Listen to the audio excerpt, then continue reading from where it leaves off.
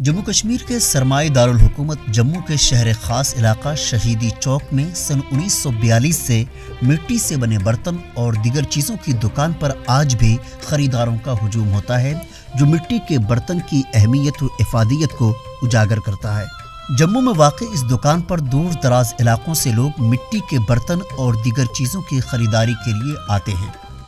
खरीदारों के मुताबिक मिट्टी के बर्तन में पका हुआ खाना सेहत के लिए मुफीद होता है और माहिरीन आज भी खाना पकाने के लिए मिट्टी के बर्तन तजवीज़ करते हैं।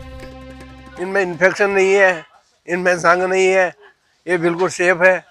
पहले ज़माने में हम यूज़ करते थे, अब तब से करके आ रहे हैं, आज भी कर रहे हैं। ये कोई 50 बरस से, मेरी उम्र 60-65 बरस है, 40-50 बरस से मैं ये खरीद रहा हूँ।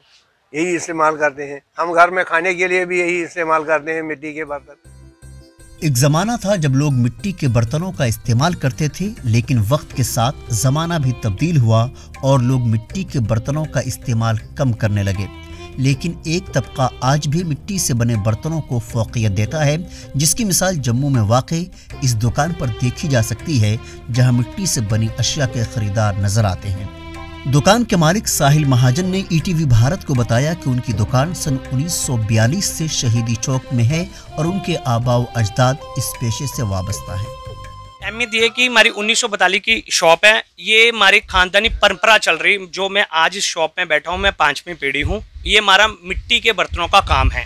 मिट्टी के बर्तनों का काम है। जो कस्टमर है बहुत दूर दूर से आते हैं, कोई बिसोली से, कोई किश्तवाड़, कोई उधमपुर, कोई कश्मीर, कोई अनंतनाग से। हमारे मिट्टी के बर्तन आजकल आपको पता है कि मिट्टी के बर्तन में बहुत ही ट्रेंड आ चुका है। जो पुराना जो रिवाज था, लोग इसको ख़त्म कर रहे थे। आज जो नई जनरेशन आ रही है, जो नए लोग आ रहे हैं, आज फिर से ये नया रिवाज शुरू हो गया मिट्टी के बर्तनों का। एक जानिब मौजूदा दौर में जहां लोग स्टील, प्लास्टिक, शीशे और फाइबर वगैरह से बने बर्तनों में खाते हैं, वहीं मिट्टी के बर्तनों के इस्तेमाल के अपने अलग फ़वाइद हैं। ईटीवी भारत के लिए जम्मू से अशरफ बिनाई की रिपोर्ट।